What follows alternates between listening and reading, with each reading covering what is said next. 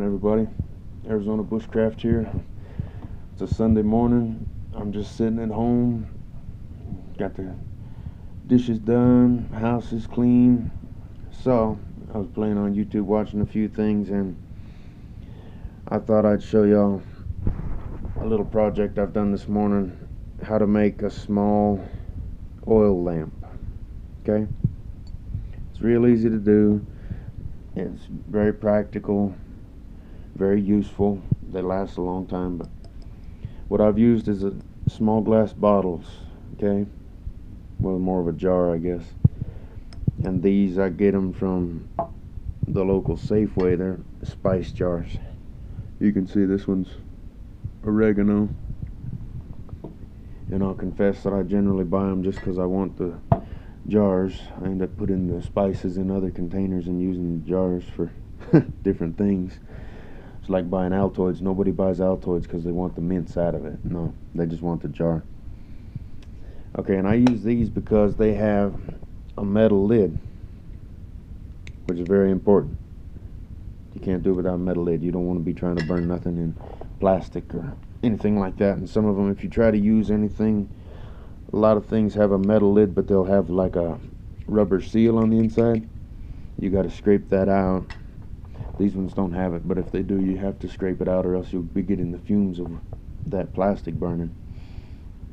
Okay, then for the wick, you can see here, it's just a piece of string that goes down the inside. I make it a little long, just so you can pull it up as needed, you know.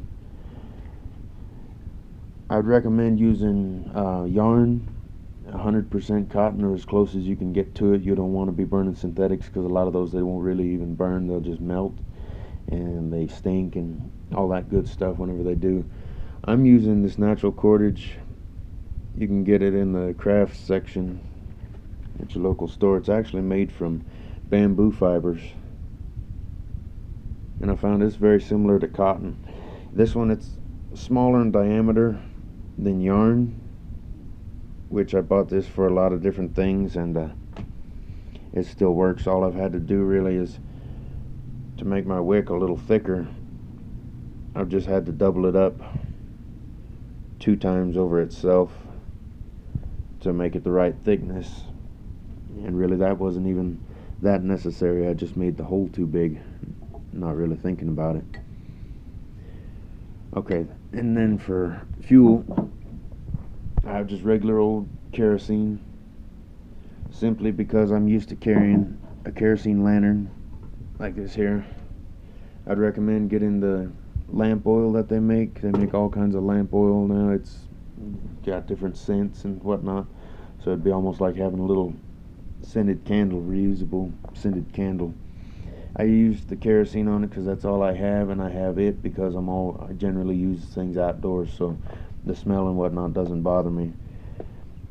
But still, I would recommend that. And really, as simple as it is, all you do, you have all your materials here. Get you a nail, a finishing nail, any kind of nail, and just poke you a hole in the cap of your container. Okay, you want that hole big enough when your wick goes through it.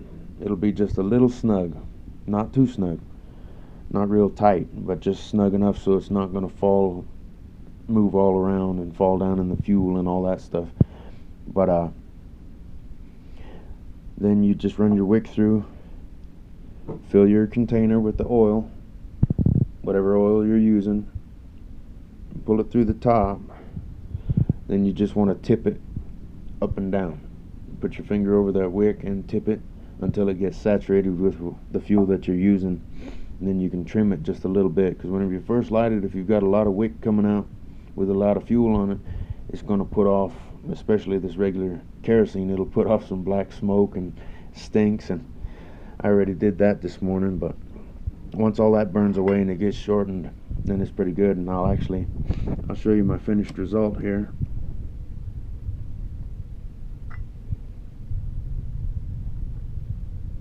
And it's a real simple project, real fun, real practical. It'll take you less time to do it than it took you to watch this video. cut the lights here, and there you have it. Just thought I'd share that with y'all since I'm sitting home bored. I hope you enjoy. I hope you get some use out of it. We'll see you next time.